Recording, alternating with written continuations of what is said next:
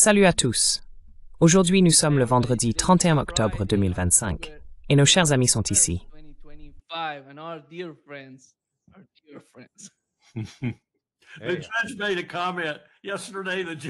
Le juge a fait un commentaire hier. Il a dit cher ami Larry.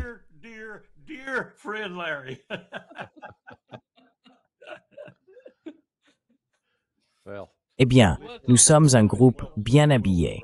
Nous avons les chemises assorties. Exactement. Comment ça va? Je suis décalé par le décalage horaire, mais ce n'est pas de ta faute.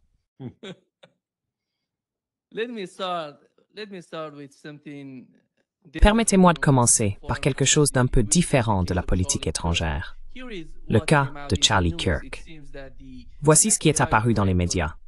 Il semble que le directeur du FBI, Kash Patel, aurait empêché le plus proche conseiller de Tulsi Gabbard d'enquêter sur la possibilité que l'assassinat de Charlie Kirk soit lié à des opérations de renseignement étrangères. Pourquoi cela? Il semble qu'il y ait certaines divergences au sein de l'administration. Larry, quel est votre point de vue là-dessus? Comment se fait-il que même Tulsi Gabbard n'y ait pas accès?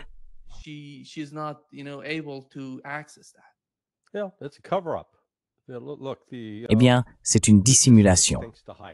Écoutez, cette affaire pue à planer. Et pendant que Candace Owens est, vous savez, critiquée et accusée d'être antisémite et d'être une femme déséquilibrée, je pense que le travail qu'elle accomplit, simplement en exposant les mensonges qui sous-tendent tout cela, est important. 2 jours avant que Charlie Kirk ne soit tué, assassiné, il participait à un échange de messages avec un grand groupe de personnes de TPUSA. Et il a fait remarquer que, eh bien, ils en avaient fini avec leur position pro-israélienne. C'était l'essence de son message. Maintenant, quand Candace a d'abord rapporté cela, les gens ont dit « Oh, c'est insensé, ce n'est pas vrai ». Eh bien, c'était vrai.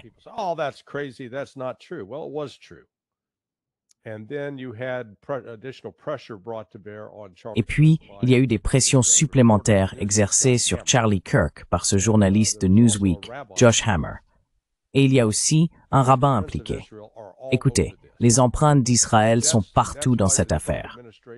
C'est pourquoi l'administration Trump, qui est achetée et payée par les sionistes, fait tout ce qu'elle peut pour brouiller les pistes et éviter d'y regarder de trop près. L'affaire contre Tyler Robinson ne tiendra pas devant le tribunal. L'affirmation selon laquelle il aurait utilisé un fusil .3006 ne tient pas. Donc il y a beaucoup de choses suspectes là-dedans. Et le fait que Joe Kent, qui est, vous savez, un ancien militaire américain, je crois qu'il a été à la fois dans les forces spéciales et chez les Rangers, et eu une épouse officier de la CIA. Elle est morte, je crois, en Syrie lors d'une attaque.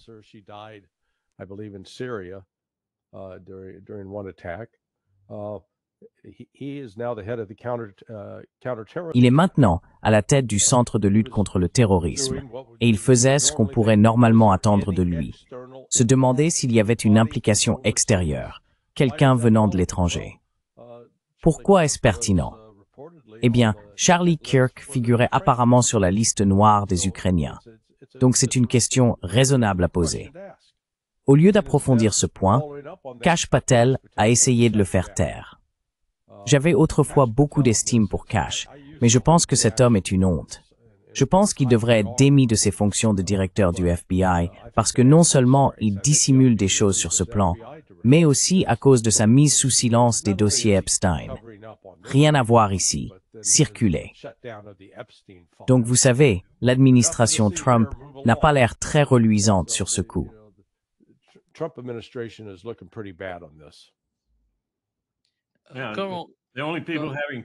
Les seules personnes qui ont réellement pris des mesures concrètes, et c'est une réaction typiquement britannique, mais j'imagine que tu as vu qu'Andrew a été déchu de tous ses titres royaux, privilèges et de tout le reste. Au moins, ils l'ont eu. Nous n'avons puni personne, et nous essayons de libérer Ghislaine Maxwell, la seule prédatrice condamnée.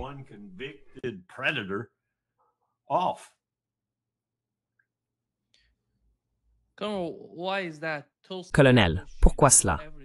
Tulsi Gabbard devrait tout savoir, à mon avis, si elle est la chef du renseignement ou la responsable du renseignement aux États-Unis. Mais pourquoi cela? Vous savez, quel est son problème? L'administration la bloque-t-elle?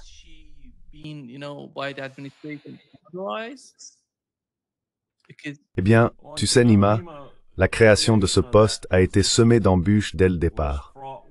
John Negroponte a essayé de s'en occuper, mais, à mon avis, il ne s'en est pas très bien sorti, même si nous lui avons envoyé, à sa demande, Tom Fingar, qui était probablement la meilleure personne que j'ai jamais rencontrée dans la communauté du renseignement quand il s'agissait de dire la vérité au pouvoir, si tu veux. Tom est allé là-bas et a essayé de faire de son mieux, mais c'est un poste très difficile. Il y a encore beaucoup de tensions entre le directeur de la CIA, qui autrefois était le DNI sous son autre casquette, le DCI comme on l'appelait, et la CIA elle-même. Et puis il y a la concurrence habituelle entre les autres agences de la communauté, en particulier la DIA. Cette concurrence est parfois saine, mais dans l'ensemble, c'est un travail impossible.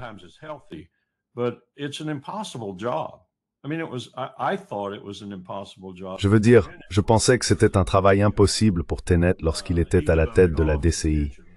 Il a consacré toute son attention essentiellement à son rôle de DCI et a laissé John McLaughlin diriger réellement la CIA. Mais c'était difficile. Et maintenant, comme ils ont séparé les deux fonctions et créé une situation encore plus marquée de jalousie et de concurrence, c'est encore pire.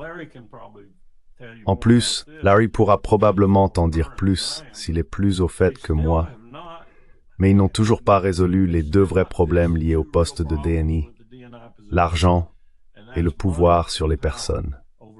Si le DNI ne peut pas déplacer le personnel au sein de la communauté du renseignement selon les besoins qu'il ou elle estime nécessaires, et ne peut pas allouer de véritables fonds aux projets et autres activités relevant de sa direction ou de celle des agences sous son autorité, alors à quoi sert ce poste? Tu n'as pas le pouvoir de la bourse. Tu n'as pas le pouvoir sur le personnel.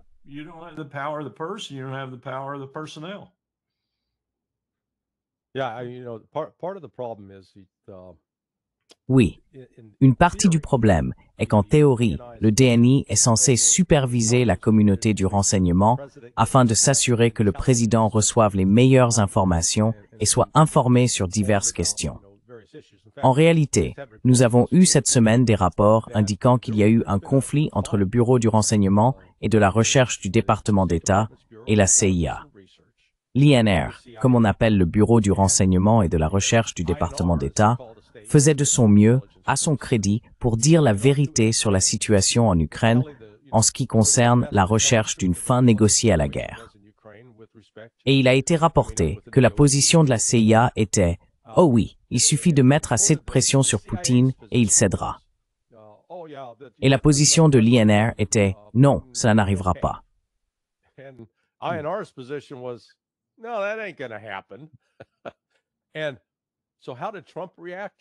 Alors, comment Trump a-t-il réagi? Il s'est mis en colère contre le Bureau d'analyse et de recherche du département d'État.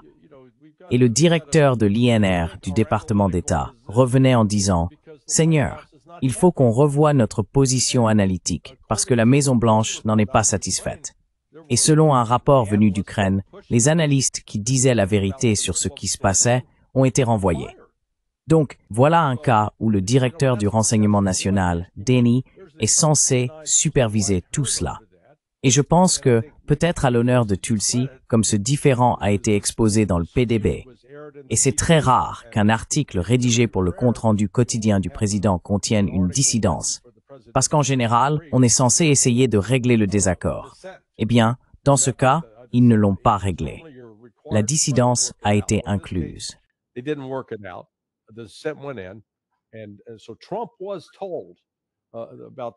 Et donc, on a informé Trump de la réalité. Maintenant, le problème, pour le DNI, concerne le domaine des actions clandestines du côté de la direction des opérations, ou, vous savez, le renseignement humain, les sources confidentielles. Ils ont changé l'acronyme à un moment donné. Et lorsque vous avez des actions clandestines, comme celles qui se déroulent en Ukraine, au Venezuela, en Arménie, en lien avec l'Iran et en Russie, tout cela prend le pas sur le renseignement. En fait, dans de nombreux cas, les actions clandestines finissent par orienter le renseignement.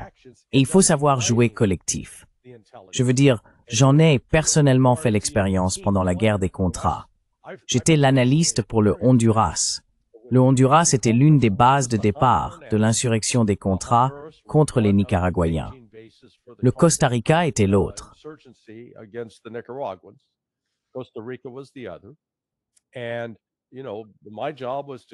Et vous savez, mon travail consistait à déterminer si le Honduras restait stable, etc.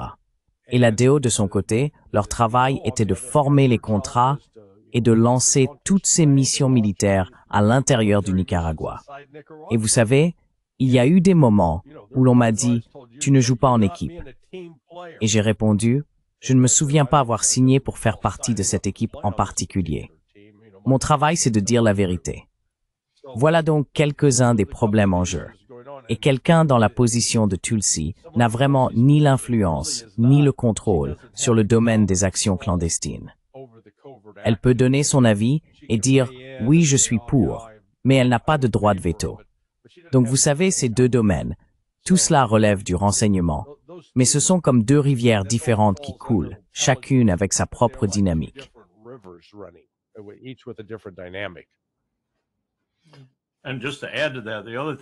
Et pour ajouter à cela, l'autre chose que j'ai observée sous l'administration Bush, et c'était peut-être propre à cette administration même si j'en doute fortement, c'est que le Conseil de sécurité nationale compartimentait souvent les opérations clandestines à un point tel qu'une grande partie de la communauté du renseignement ne savait même pas ce qui se passait. Oui.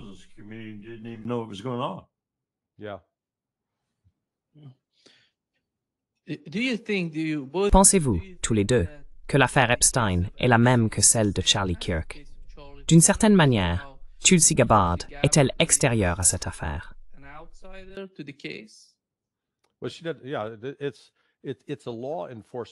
Eh bien oui, c'est une affaire relevant des forces de l'ordre. Elle n'a pas autorité sur les forces de l'ordre dans ce type de dossier.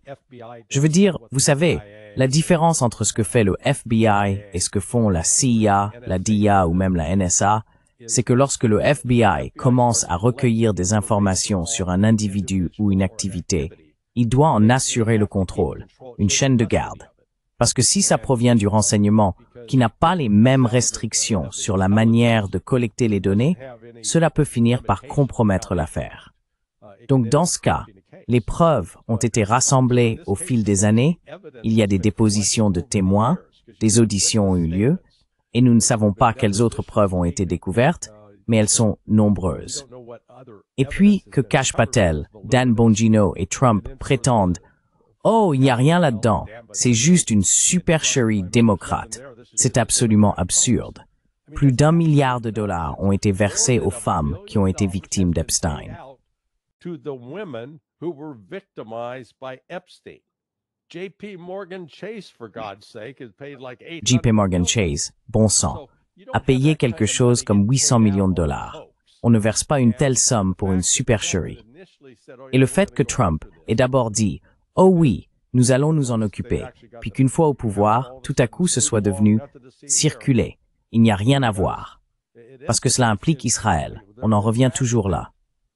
Je veux dire, hey, les sionistes sont comme un cancer, à cause de leur contrôle sur notre gouvernement et de la manière dont ils influencent les politiques sur toute une série de questions.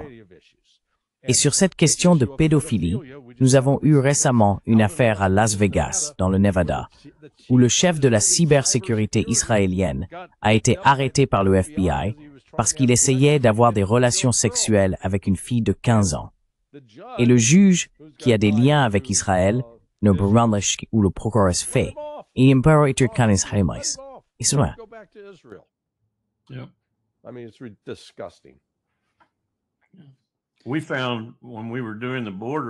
Lorsque nous travaillions à la frontière dans des conditions de véritable détresse, juste après le 11 septembre, en confisquant les ordinateurs des gens et tout le reste, nous avons essentiellement pris le Patriot Act et l'avons étendu à tout ce qui se trouvait dans un rayon de 100 milles de la frontière.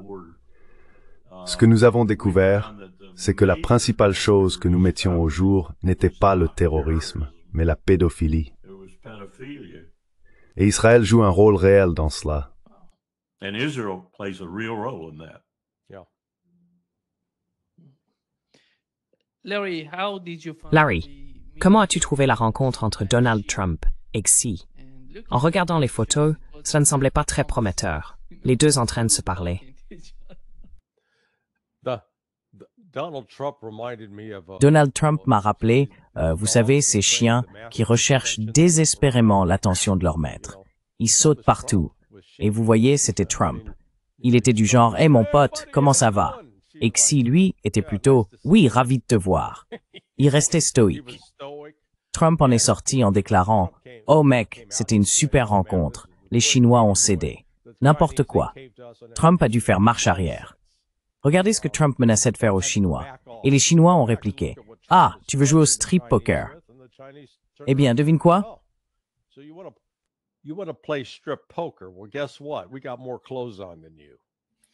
Nous portons plus de vêtements que vous.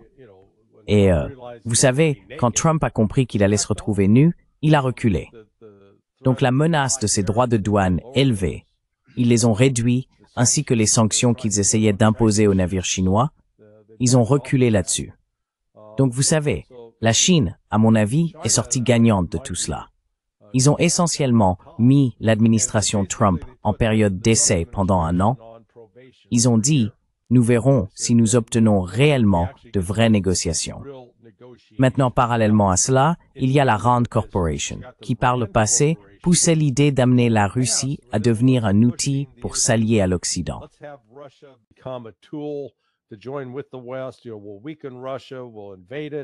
Vous savez, nous allons affaiblir la Russie, nous allons l'envahir, nous allons les entraîner dans une guerre qu'ils ne peuvent pas gagner. Ils devront s'aligner sur l'Occident pour que nous puissions attaquer la Chine, parce que la Chine est l'ennemi. Maintenant, ils viennent de publier un rapport le mois dernier qui dit, vous savez quoi? Nous devrions être amis avec la Chine. Nous devrions abandonner cette idée selon laquelle nous devons défendre Taïwan. Et nous devons simplement reconnaître que la Chine est une force, une puissance qui ne disparaîtra pas et que nous ne pouvons pas la vaincre.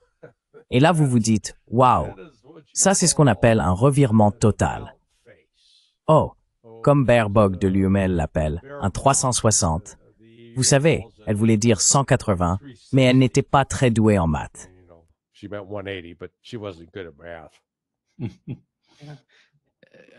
Colonel, voici ce que Scott Bessent a dit à propos de la Chine. Oh, ma personne préférée. Le 8 octobre, la Chine a annoncé unilatéralement qu'elle allait imposer un régime de licence pour les terres rares à l'ensemble du monde. Et le président Trump, en tant que dirigeant du monde libre, a réussi à en obtenir le report d'1 an. Ce n'était donc pas seulement pour les États-Unis, c'était pour tout le monde. Eh bien, que se passera-t-il dans 1 an? Parce que nos chaînes d'approvisionnement sont tellement intégrées. Exactement.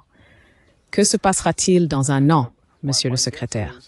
Dans 1 an, nous serons à la table. Je parie que dans 1 an, nous serons de retour à la table et nous obtiendrons un autre report, un autre tour. Ce que tout le monde oublie, c'est que les Chinois ont les terres rares, mais que nous avons la menace de tarifs du président Trump. Il a donné à l'équipe un levier de négociation maximal. Dans les 24 heures suivant l'annonce par les Chinois de possibles contrôles à l'exportation, il a déclaré « Si cela se produit, j'augmenterai les tarifs sur la Chine de 100%, ce qui en substance équivaut à un embargo. Et les États-Unis, nous sommes le pays déficitaire. La Chine doit nous exporter. Donc le pays déficitaire gagne toujours, le pays excédentaire perd. Nous avons beaucoup de flèches dans notre carquois que nous pouvons utiliser contre eux. Mais Laura, je pense que ce qui est plus intéressant ici, c'est que nous pourrions peut-être parvenir à une situation où la concurrence est plus équitable. Nous avons des revenus tarifaires substantiels et comme vous l'avez dit, nous avons la possibilité de commencer à développer notre propre réseau de terres rares. Oui. That he's the secretary of the Allons. Treasury really Le fait qu'il soit le secrétaire au Trésor me trouble vraiment. Déficit et excédent, la façon dont il a calculé cela me dépasse. Mais laissez-moi vous dire ce qui me dérange vraiment chez lui, et chez Trump en général. Je reçois ce rapport, le Solari Report de Catherine Austin Fitts, chaque trimestre. Et même si je ne suis pas toujours d'accord avec tout ce dont Catherine parle, elle a une très bonne compréhension de ce qui se passe dans notre économie et dans l'économie mondiale. Et vous remarquerez le titre qu'elle lui a donné, c'est l'évaluation la plus concise de la politique économique, commerciale, sécuritaire et étrangère de Donald Trump. Pillage. Pillage. Un seul mot, c'est le nom de sa politique économique et commerciale, ainsi que de toutes les autres. Et c'est ce que nous sommes en tant qu'empire mondial. Nous sommes là pour piller le monde et piller notre propre peuple. Tout cela au profit d'un petit nombre de privilégiés qui vont en tirer avantage.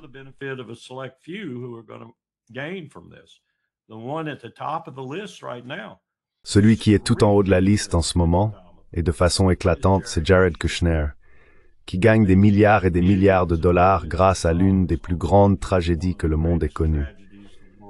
À mon avis, la plus grande tragédie peut être seulement comparable à celle du Soudan au début du XXIe siècle.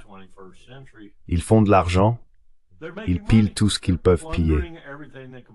Et comme Larry l'a indiqué lorsqu'ils se sont heurtés à Xi Jinping, il a dit « Vous n'allez pas me piller ». Et Poutine dit depuis le début « Vous n'allez pas me piller non plus ». Nous avons donc un vrai problème. Aucun de ces gens, aucun de ces membres du cabinet ne semble se rendre compte que les États-Unis ont un problème majeur. La politique que nous présentons au monde n'est pas la bienvenue.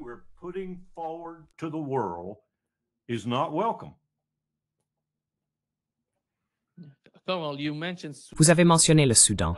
Le Soudan est actuellement confronté aux problèmes qu'il rencontre avec les Émirats arabes unis. Il semble que cette question refasse surface. Une petite Sparte joue un jeu là-bas, est un jeu mortel.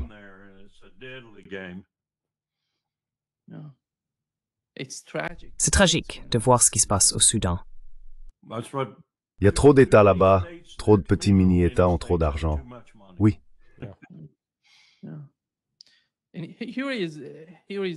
Voici les dernières interactions entre les États-Unis et Israël. Il semble que l'administration Trump ait rejeté un plan conjoint d'Israël, élaboré par les FDI et la Fondation humanitaire de Gaza, visant à distribuer de l'aide sur 10 à 20 sites le long de la ligne jaune de Gaza, comme on peut le voir sur l'image. Et vous savez, nous avons eu le cas de l'annexion de la Cisjordanie. En ce moment, en ce qui concerne Gaza, il existe certaines divergences entre les deux administrations, israélienne et américaine. À ton avis, Larry, à quoi allons-nous être confrontés avec le temps à Gaza?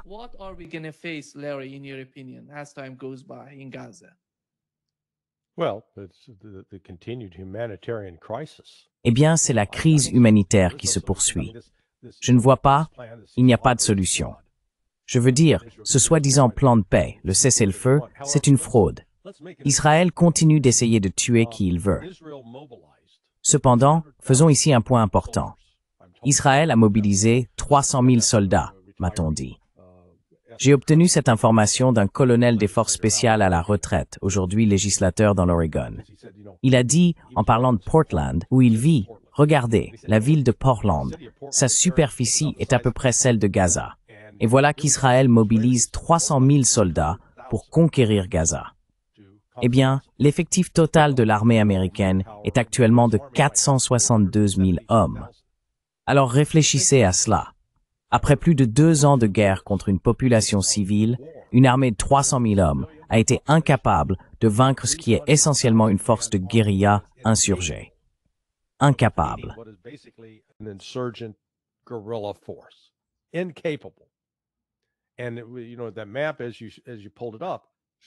Et vous savez, cette carte, quand vous l'avez affichée, ce n'est pas comme s'ils avaient affaire au Venezuela, avec ses montagnes, sa jungle et ses océans. C'était une zone contrôlée. Ils l'avaient confinée et n'ont pourtant pas réussi à vaincre le Hamas et les autres organisations palestiniennes. Donc je ne vois pas les Palestiniens abandonnés, mais beaucoup d'entre eux vont mourir. Et la question va devenir de savoir jusqu'à quel point Israël peut supporter la douleur. Car la population israélienne continue de diminuer à cause des départs liés à la guerre à Gaza. Et maintenant, il y a les Haredim, les ultra-orthodoxes, ceux qui portent les longs manteaux, les boucles et les grands chapeaux, qui refusent de servir dans l'armée et qui protestent désormais de manière plus véhémente. Donc pour l'instant, je ne vois ni la situation politique ni la situation économique se calmer en Israël. Je pense que nous allons simplement assister à une poursuite du chaos, de la mort et de la destruction.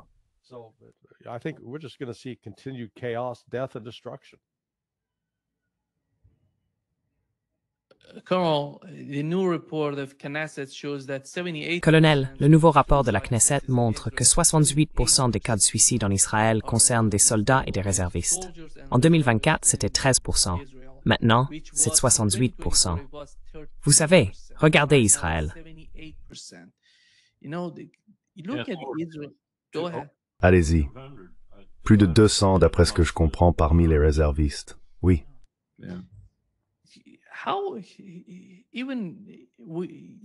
En regardant l'administration Netanyahou, quel est réellement leur objectif? L'économie a été détruite pendant la guerre à Gaza, pendant ce génocide à Gaza. L'épine dorsale de l'armée est en train de se briser. Qu'est-ce qui se passe dans la tête des Israéliens? Parce que récemment, Tom Barak a déclaré que si le gouvernement libanais ne désarmait pas le Hezbollah, l'armée israélienne le ferait par la force. Comment est-ce possible?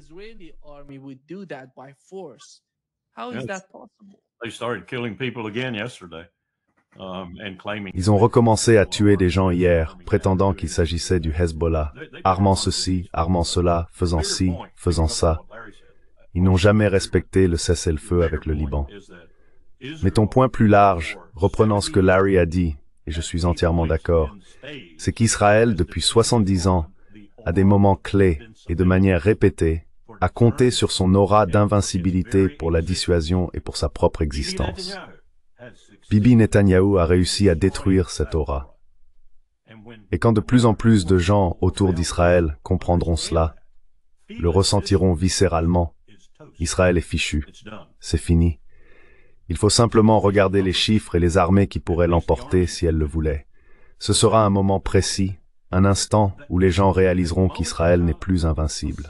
En réalité, elle est très vulnérable. Oui. Et l'une des choses qui pourrait parachever cela, c'est la reprise de la guerre avec l'Iran.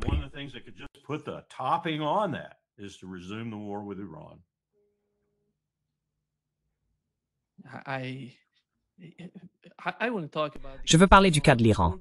Mais avant d'en arriver là, Larry, l'idée avec le nouveau gouvernement au Liban était qu'il pourrait apporter une certaine différence en séparant le gouvernement du Hezbollah. Mais il semble qu'avec le temps, les deux se rapprochent. Comme nous l'avons appris, le président libanais, Joseph Aoun, a ordonné à l'armée de confronter et de repousser l'incursion israélienne dans le sud du Liban. Alors le Liban, ces deux parties, le gouvernement et le Hezbollah, se rapprochent-elles?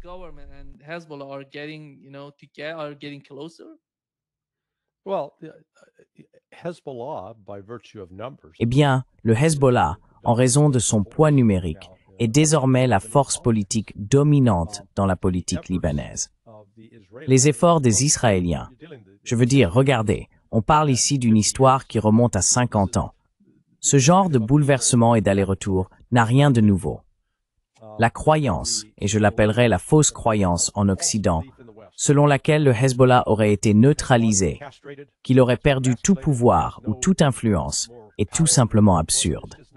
Parce que vous savez, le Hezbollah n'est pas un groupe hétéroclite de soi-disant terroristes courant partout pour se faire exploser. C'est une organisation politique et sociale vaste et structurée. Ils fournissent des services sociaux.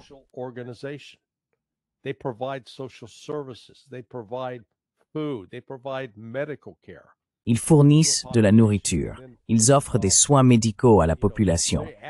Et ils finissent par être plus efficaces que le gouvernement libanais pour fournir des services à la population. Mais dans le même temps, ils ont reconstruit leurs capacités militaires. En réalité, leurs capacités militaires ont été affaiblies, mais elles n'ont pas été détruites. Et le fait que le gouvernement libanais parle désormais de s'aligner essentiellement sur le Hezbollah constitue un échec supplémentaire de la politique étrangère de Donald Trump. Parce que Barack Obama y est allé avec l'intention déclarée de, je cite, désarmer le Hezbollah. Oui, cela va sûrement aussi bien fonctionner que le désarmement du Hamas. Cela n'arrivera pas.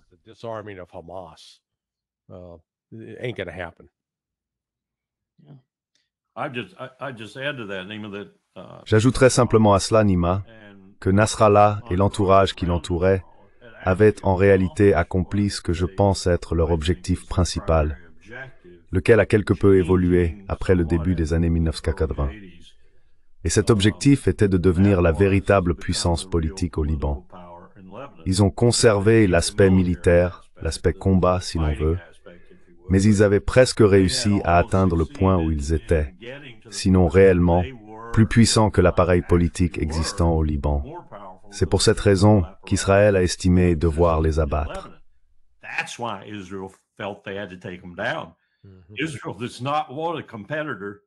Israël ne veut pas de concurrents dans cette partie de la Méditerranée. C'est pourquoi ils bombardent périodiquement leurs infrastructures. Vous savez, autrefois, le Liban était la Mecque de la Méditerranée. Ils ne veulent pas qu'il renaisse. Israël est la Mecque de la Méditerranée, si je puis utiliser cette expression pour décrire les Juifs. Et ils ne veulent absolument pas de concurrence. Pourquoi ne construisent-ils pas le temple sur le mont? Cela viendra. Cela viendra. Mais ça ne viendra pas parce que, comme je l'ai dit, l'État d'Israël n'est pas destiné à durer longtemps.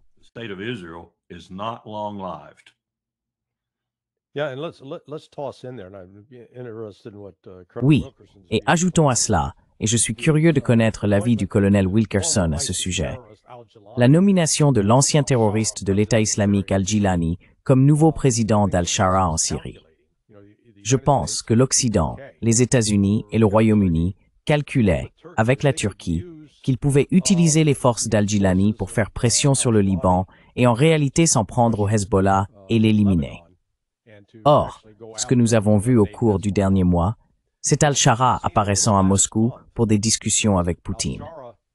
Et vous savez, souvenez-vous qu'il y a un an, l'Occident disait « Oh, on a battu Poutine, il est sorti de Syrie ».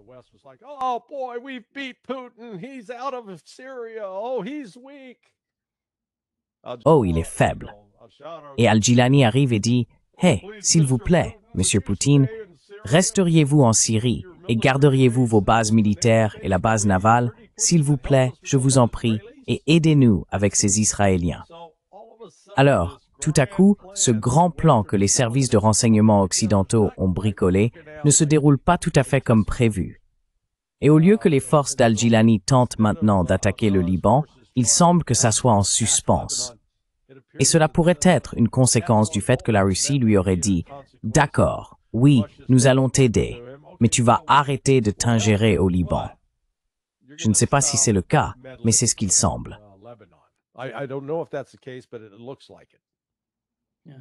Oui. Carl, tu penses que c'est le cas? Parce que ce serait un véritable bouleversement. Moi, oui. Je suis d'accord. Je pense qu'il y a ici, au milieu de toute cette tragédie, une perspective à envisager. Et c'est bien une tragédie, je veux dire. J'envisageais de remettre la fondation humanitaire de Gaza en charge de l'alimentation à nouveau. Bon sang, c'est juste une autre façon de tuer davantage de Palestiniens et de le faire plus efficacement, sans avoir à utiliser des bombes, des balles ou des baïonnettes. Mais il y a une opportunité ici, malgré l'ignorance et la stupidité de Trump, et la nature cupide et prédatrice de Jared Kushner. Tout ce qui les intéresse, c'est l'argent. Il y a une occasion de revoir et de repenser le Levant et d'en faire un endroit bien meilleur. Et je ne parle pas de Gaza comme d'un centre hôtelier. Ce dont je parle, c'est d'une réconciliation des puissances qui se sont affrontées depuis si longtemps, principalement à cause d'Israël et de nous.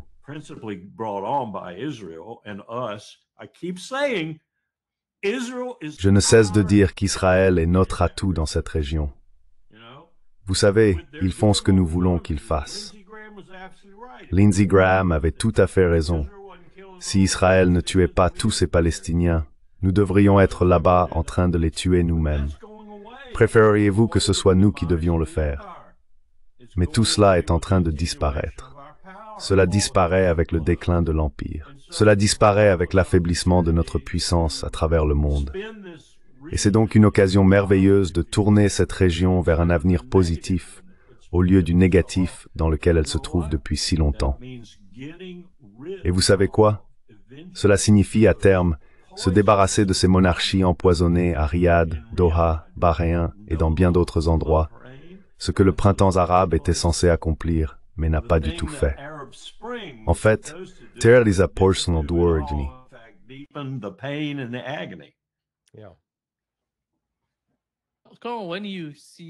Quand vous dites « nous », vous parlez des sionistes qui dirigent la politique étrangère et intérieure des États-Unis. Est-ce bien cela? Je parle des sionistes chrétiens, toutes ces personnes qui sont aux commandes, qui décident de tout.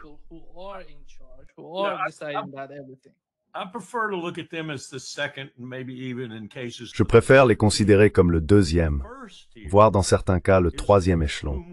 Le premier échelon, ce sont les personnes que nous connaissons tous, celles mentionnées dans ce texte ici même, les dirigeants de BlackRock, Vanguard, Cargill, Carlyle et tous les autres, qui possèdent des milliers de milliards de dollars et en veulent encore plus.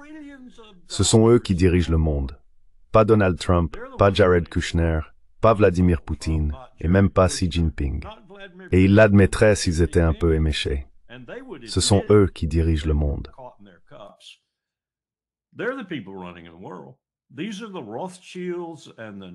Ce sont les Rothschild, les Nobel et les JP Morgan de notre époque. Ils dirigent le monde. Juste de petits acteurs sur la scène, y compris Bibi Netanyahou. C'est un acteur nocif, probablement le plus nocif sur la scène depuis Adolf Hitler. Mais il y a des gens derrière lui. Je suppose que vous l'avez remarqué. Vous savez, souvenez-vous de mes commentaires sur la façon dont les gouvernements en Europe vont changer. Ils vont changer lentement, mais ils vont changer. Eh bien, ils viennent tout juste de renverser le gouvernement néerlandais.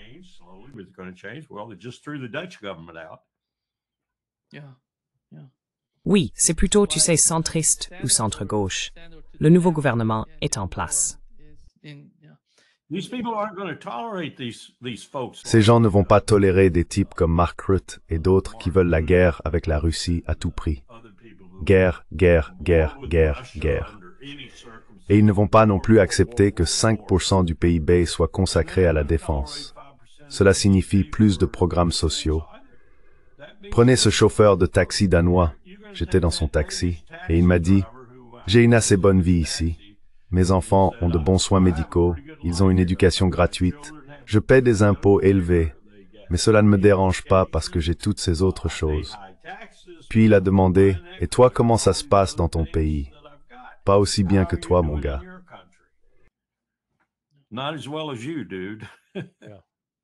Oui, voici ce que Thomas Massie a dit à propos des personnes dont Cohen parlait. Voici son point de vue. Myriam Adelson, la citoyenne binationale que même Trump considère comme plus loyale à Israël qu'aux États-Unis. C'est l'une des milliardaires qui ont déjà donné plus de 2 millions de dollars pour me faire tomber. Un autre, c'est Paul Singer, qui contrôle le Washington Free Beacon. Il a fait rédiger cet article à charge pour environ 500 dollars parce qu'il n'aimait pas voir son nom dans les médias, parce que je le mets dans les médias. Et c'est un membre du Forum économique mondial, le parfait mondialiste. Il a aussi des liens avec des entreprises de l'industrie militaire. Je ne veux pas me tromper, mais je crois qu'il détient des parts dans certaines de ces sociétés.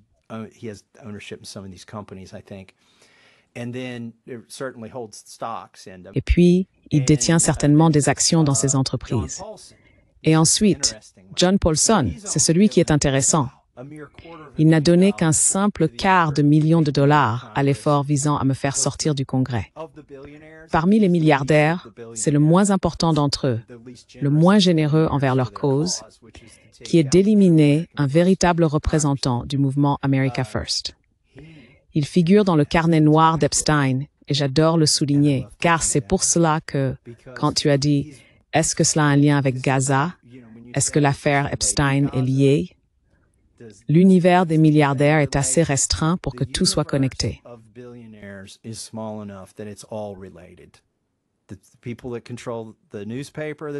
Les personnes qui contrôlent le journal écrivant cet article à charge sont les mêmes qui veulent que la guerre continue, les mêmes qui essayent de m'éliminer. Ce sont des amis et des co-donateurs de gens qui connaissaient Jeffrey Epstein suffisamment bien pour qu'Epstein ait leur numéro de portable personnel dans son carnet noir. Cela ne veut pas dire que John Paulson a eu des relations sexuelles avec qui que ce soit, non consenties ou issues de la traite. Cela ne veut pas dire qu'il est allé sur l'île. Cela signifie simplement qu'il faisait partie des peut-être 500 ou 1000 personnes qu'Epstein estimait assez pour avoir leurs coordonnées personnelles.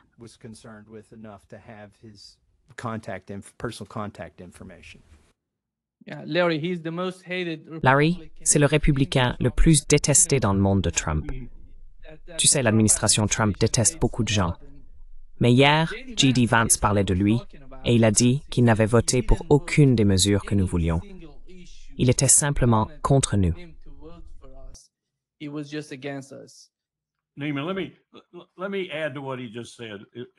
Nima, laisse-moi ajouter quelque chose à ce qu'il vient de dire. Ce sera rapide. C'est tiré du livre de Catherine. KKR, 510 milliards de dollars, Joseph Goldberg. The Carlyle Group, 381 milliards, David Rubenstein. Ben Capital, notre ami le Mormon, Mitt Romney, 165 milliards. TPG Capital, 137 milliards. Mais voici les deux géants. Blackstone, 1 billion de dollars, Steven Schwarzman. Apollo Global Management, 588 milliards. Leon Black, ces noms disent quelque chose? Ce sont ces gens-là qui dirigent le monde, Nima, que cela nous plaise ou non.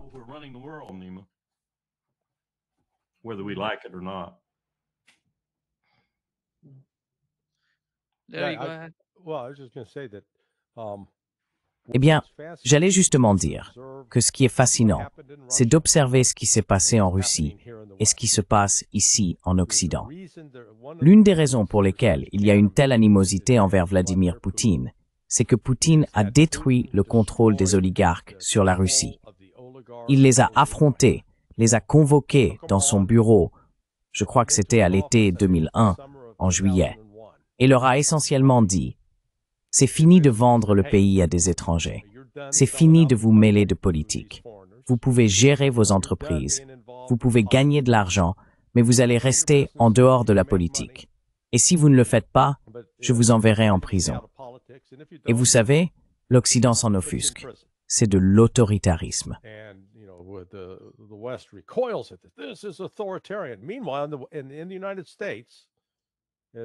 Pendant ce temps, aux États-Unis, comme Larry le faisait remarquer, la consolidation du pouvoir parmi nos oligarques s'est accrue.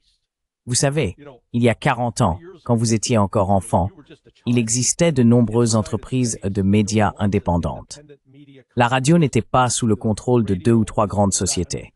C'était pareil pour les journaux, pareil pour les chaînes de télévision. Il n'y avait pas ce contrôle centralisé sur les médias. Aujourd'hui, c'est le cas. En fait, ce qui est fascinant, c'est que lorsque vous allez en Russie, à l'inverse, ils aiment dire « Oh, tous leurs médias sont sous le contrôle du gouvernement ». Non, ce n'est pas vrai. Il y a Izvestia, Sputnik, TASS, Pravda, Television One. Il existe plusieurs médias différents.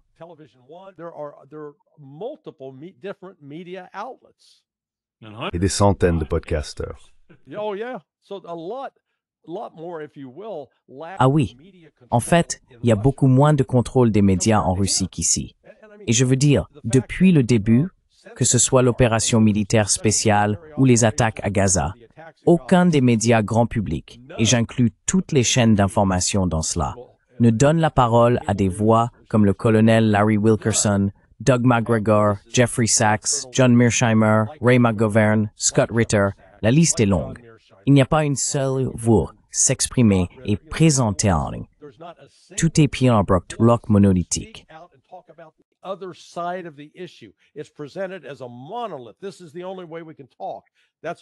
C'est la seule façon dont nous pouvons parler. C'est pourquoi des podcasts comme le vôtre et d'autres, ces médias alternatifs, sont le seul moyen pour les gens d'obtenir un point de vue différent de la propagande gouvernementale. Et ce contrôle exercé par les oligarques, ils sont furieux contre Vladimir Poutine. Ils sont furieux contre lui. Pourquoi? Parce qu'il a montré que le pouvoir des oligarques pouvait être remis en question. Et vous savez, pendant que j'étais à Moscou, j'ai eu l'occasion de faire une longue interview avec l'ancien ministre des Affaires étrangères de l'Ukraine, Azarov.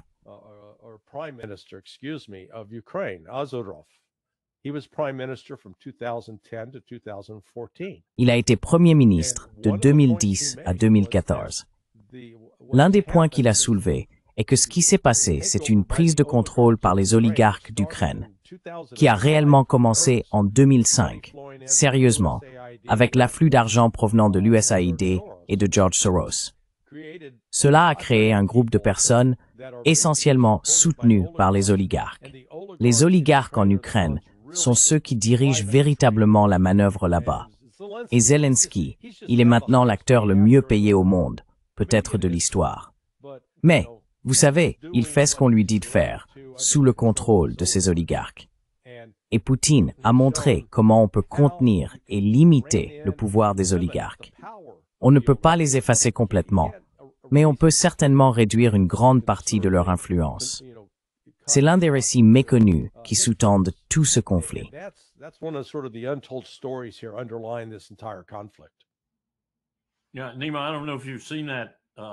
Nima, je ne sais pas si tu as vu cette vidéo qui circule en ce moment. Une femme ukrainienne l'a réalisée. Elle a assemblé des extraits de Zelensky à ses débuts, les choses qu'il disait, les discours qu'il prononçait, et ainsi de suite. Ensuite, elle relie tout cela aux Panama Papers, la façon dont les personnes qui le soutenaient, et finalement lui-même y apparaissent.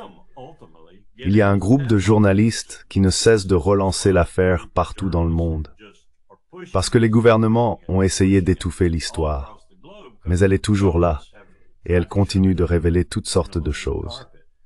Ce qu'elle a découvert, ce que cela montre sur Zelensky et ses oligarques, est accablant.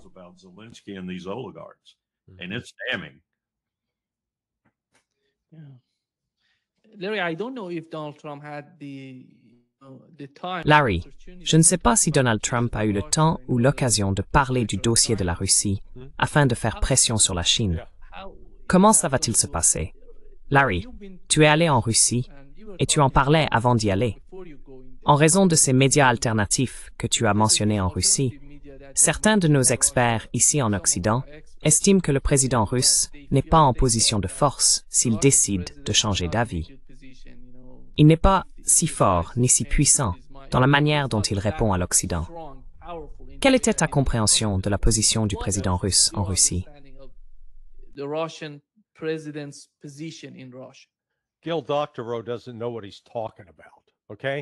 Gil Doctorow ne sait pas de quoi il parle, d'accord?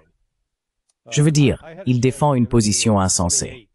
J'ai eu l'occasion d'interviewer plus de 28 personnes, des politiciens, des chefs militaires, des hommes d'affaires, au moins 4 membres de la Douma. J'ai passé environ 30 minutes avec le chef du Parti communiste en Russie, Zyuganov.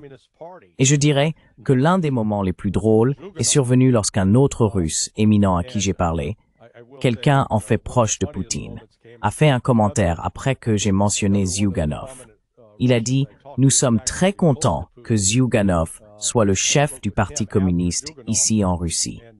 C'était donc une manière détournée de dire qu'il ne considérait pas Zyuganov comme efficace. Mais ce que je veux dire, c'est que j'ai rencontré un large éventail de personnes. Pas une seule, en fait, lorsque j'ai demandé précisément ce que le Dr Rose avait dit à propos de Poutine étant en difficulté, n'a partagé ce point de vue.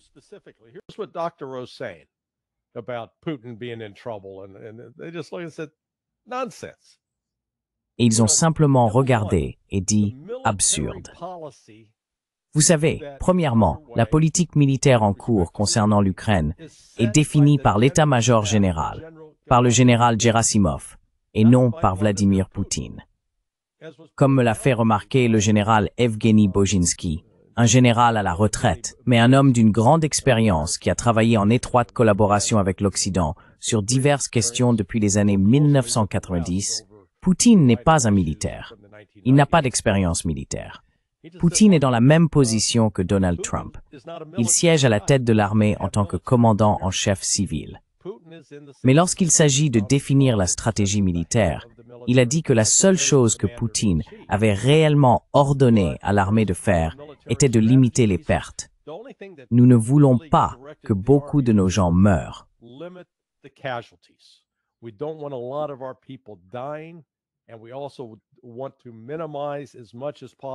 Et nous voulons également minimiser, autant que possible, les morts ukrainiennes, car ce sont nos proches. Ils font partie de nous. Donc Poutine n'est pas en difficulté, ni économiquement, ni politiquement. C'est tout simplement absurde. Et vous savez, le Dr Rose a le droit à ses opinions sur la question. Mais je n'ai trouvé personne, parmi ceux à qui j'ai parlé en Russie, qui partageait cette idée. Au-delà des 28 Russes différents, ces responsables que j'ai rencontrés, à titre d'exemple, j'ai parlé à Babakov. Babakov est le numéro 2 de la Douma, une figure importante. Il est aussi le président de la Fédération de tennis de table en Russie, ce que je trouve être une activité parallèle assez amusante. J'ai eu de nombreux contacts et discussions avec le général Apti Alaoudinov, qui est un héros de la Russie. C'est lui qui a conçu et dirigé l'insertion du gazoduc dans Suza, dans la région de Kursk. Il vient de Tchétchénie, non? Oui, c'est un Tchétchène. Et il a fait, tu sais, c'était une marche de 13 kilomètres à travers un gazoduc, ce qui veut dire que tu ne marches pas debout. Tu es penché, courbé, portant un fusil, portant des munitions. Ce sont des hommes durs qui ont fait ça. Moi, j'ai déjà du mal à marcher accroupi d'ici au bureau jusqu'aux toilettes, d'accord?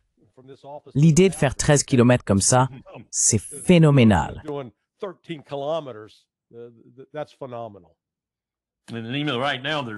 Et même en ce moment, il y a 300 000 soldats russes dans la partie nord-est de l'Ukraine. Il y en a encore 100 000 en Biélorussie. Et on se demande où ils vont. Ils ne sont pas très loin de Kiev. Oui.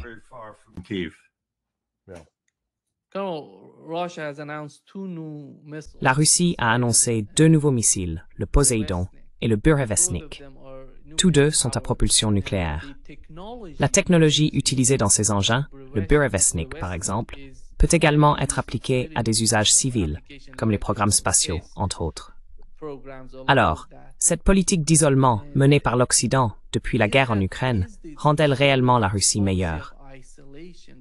Améliore-t-elle la situation du pays, à la fois sur le plan interne et externe, en ce qui concerne ce qui se passe à l'intérieur du pays et ses relations avec d'autres nations comme la Chine et l'Inde?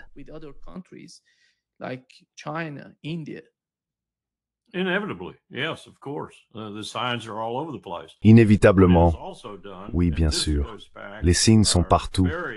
Ce que cela a aussi provoqué, et cela remonte à notre décision très stupide de détruire le traité INF, c'est qu'ils avaient des programmes dans les laboratoires, si l'on peut dire, comme nous aussi, mais pas de la même manière que les Russes. Donc, si vous allez annuler le traité ABM et tous les autres traités et tout le reste, nous allons être très prudents quant à ce que nous faisons. Nous serons prêts lorsque vous annulerez celui qui est le plus important de tous, le traité INF, parce que ces armes sont les plus dangereuses. Ils y travaillaient. Ils y travaillaient, et quand le traité INF a disparu, les voilà.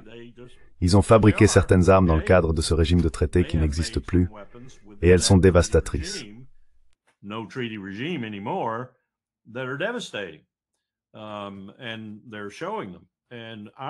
Et ils les montrent.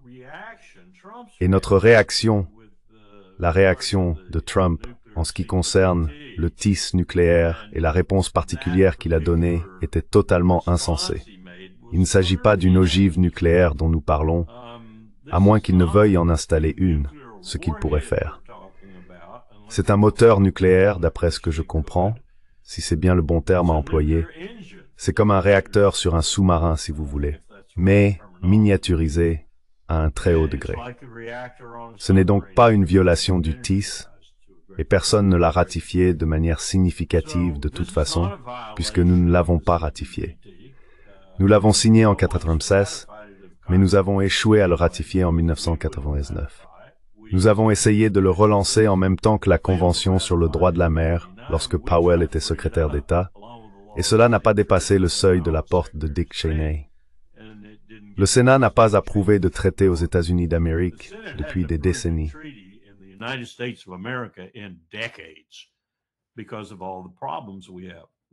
À cause de tous les problèmes que nous avons.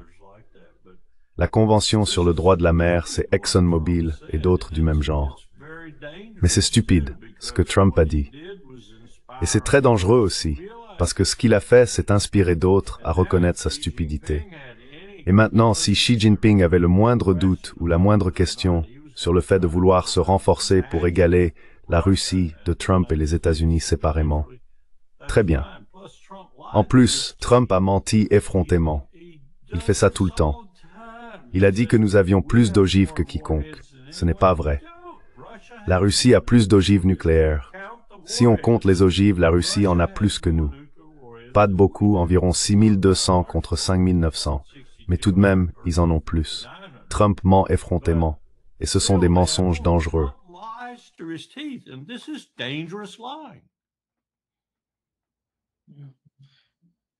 Oui, Larry, aujourd'hui, on a demandé à Zelensky s'il allait retirer les troupes de Pokrovsk.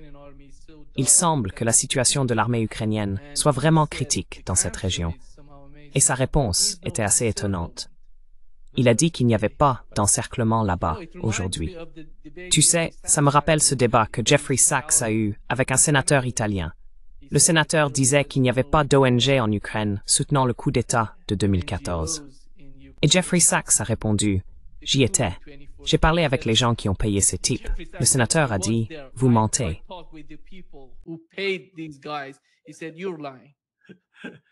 Jeffrey Sachs travaillait probablement pour l'un d'entre eux. La réalité, c'est qu'il semble que la même chose se produise avec Zelensky. Il ignore simplement ce qui se passe réellement. Et je ne comprends pas comment les États-Unis peuvent croire en ce type.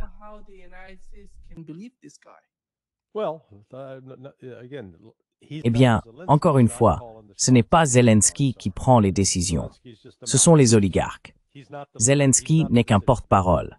Ce n'est pas le dirigeant, ce n'est pas le décideur. Il joue un rôle, et nous l'avons placé dans cette position pour qu'il joue ce rôle, sans admettre que ces différents oligarques tirent d'énormes profits de cette guerre. Et, vous savez, ils prennent simplement l'argent des États-Unis, le placent à l'étranger, l'utilisent pour acheter des propriétés et d'autres choses. Mais vous savez, appelons cela le syndrome de Baghdad Bob. Vous ne vous en souvenez peut-être pas. Vous étiez jeune à l'époque de Baghdad Bob, mais il niait qu'il y ait des chars américains à Bagdad. Oh, tout est sous contrôle.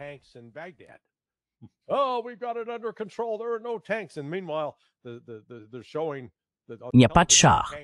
Et pendant ce temps, à la télévision, on montre que les chars entrent dans Bagdad. Alors, vous savez, Zelensky peut le nier. Il a fait la même chose avec Avdiivka. Il a fait la même chose avec Bakhmut. Depuis 3 ans et demi, il joue ce personnage de Frank Drebin, vous savez, de Police Story. Rien à voir ici, circulez. Et pendant ce temps, on ne peut pas nier ce qui se passe réellement.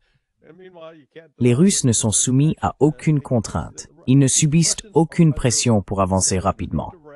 Leurs objectifs sont clairement définis. Beaucoup de ces analystes militaires occidentaux ne parviennent pas à replacer cela dans la bonne perspective.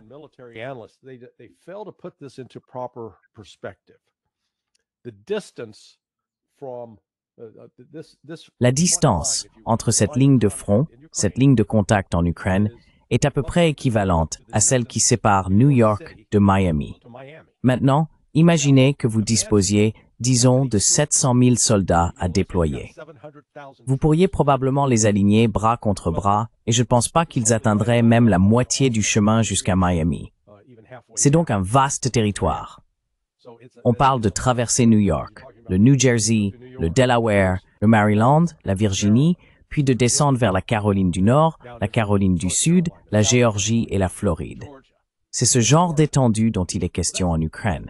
Et l'état-major russe dispose d'un plan coordonné qu'il est en train d'exécuter.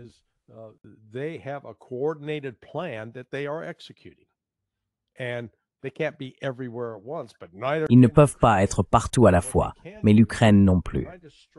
Ce que la Russie peut faire, c'est exercer une véritable pression sur les ressources humaines ukrainiennes. Non seulement sur la main-d'œuvre, mais aussi sur la capacité à acheminer la logistique.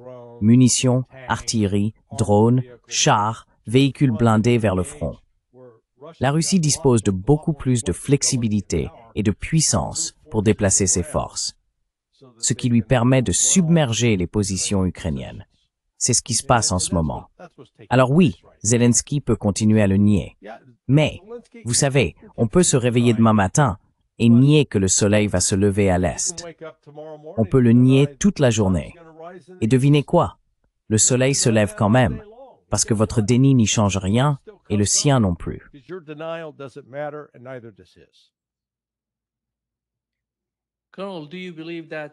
Colonel, pensez-vous que nous allons découvrir à quel point ces dirigeants européens et des personnes comme Lindsey Graham aux États-Unis ont profité de la guerre en Ukraine? Parce qu'un jour, cette guerre prendra fin. Allons-nous apprendre qui en tirait profit?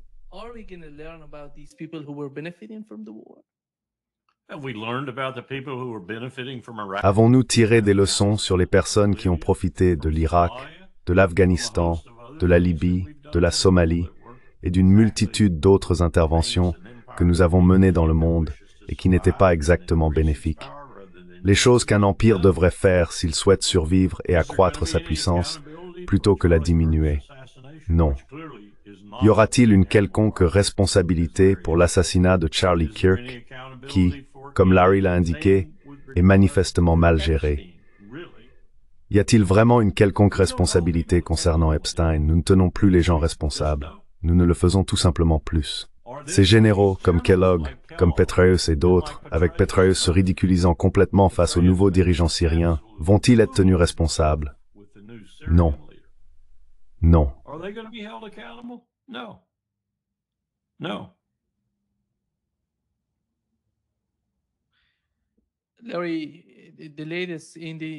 Larry, les dernières nouvelles du Miami Herald. Il rapporte que l'administration Trump a décidé de mener des attaques contre des installations militaires à l'intérieur du Venezuela. Cette information est tombée juste avant que nous commencions ce podcast. Comment voyez-vous la situation au Venezuela et à quel point cela est-il grave pour Donald Trump et son administration?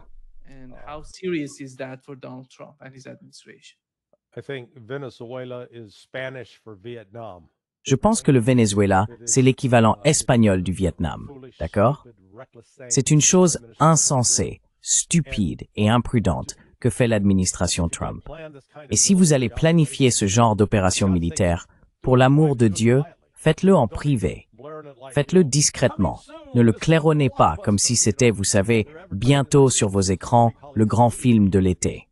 Ils en font la publicité comme s'il s'agissait d'un grand film hollywoodien. Les Vénézuéliens ont bel et bien une armée. Ils disposent de certaines armes avancées. Ils ont reçu du soutien de la Chine, de la Russie, de l'Iran. Alors, sont-ils désavantagés en termes de puissance de feu par rapport aux États-Unis? Oh oui, absolument. Mais ils prennent aussi des précautions, d'après ce que je comprends. Ils se préparent à se défendre. Et cette absurdité selon laquelle les États-Unis peuvent bombarder et changer un gouvernement, et ça n'a jamais fonctionné.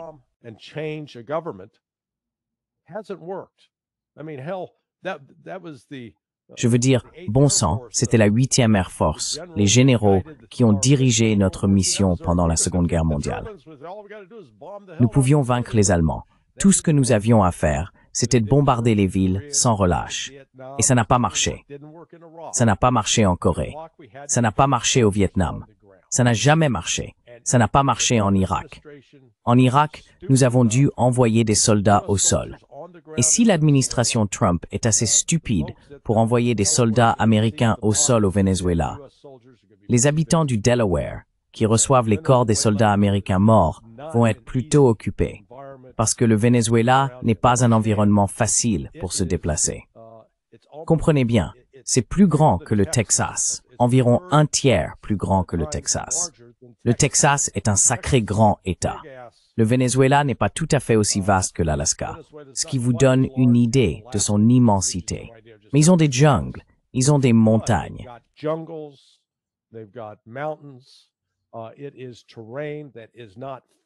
C'est un terrain qui n'est pas du tout favorable à une force terrestre et c'est un terrain qui avantage les défenseurs locaux.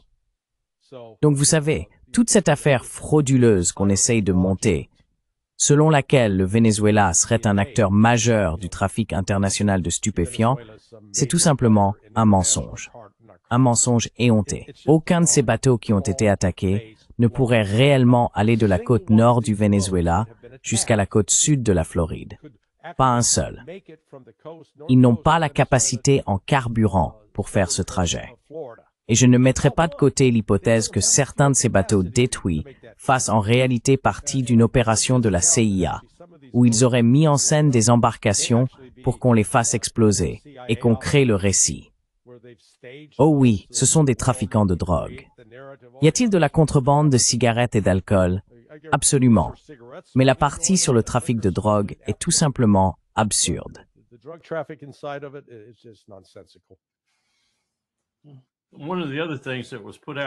Une autre chose qui est ressortie hier de Rubio et du département d'État en général, ce qui est tout simplement consternant, concernait Cuba et la drogue. C'est du pur Bolton, un laboratoire de niveau de biosécurité 4, vous voyez le genre. Cuba, dans le passage de la Mona, dans le passage du vent et dans les Caraïbes en général. Chaque fois que j'ai visité la Havane, l'attaché de défense, chaque représentant des États-Unis à la Havane auprès de l'ambassade, tous ont répété encore et encore que leur meilleur partenaire dans la lutte contre la drogue. Et Cuba a une politique anti-drogue très draconienne. Soit dit en passant, c'est Cuba. Pas le Mexique, pas les autres États insulaires, Cuba.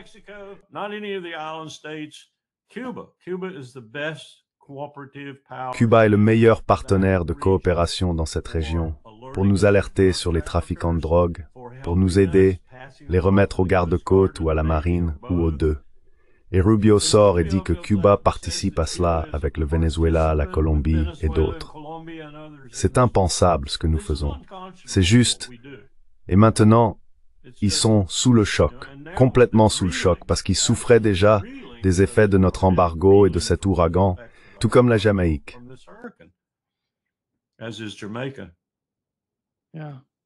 Oui, merci beaucoup, Carl et Larry, d'être avec nous aujourd'hui. C'est toujours un grand plaisir. Content d'être avec toi, mon ami. Mets un peu de rouge sur ta chemise. Ah, je vois, c'est du rose, c'est du rose. À bientôt. Au revoir. D'accord. À lundi.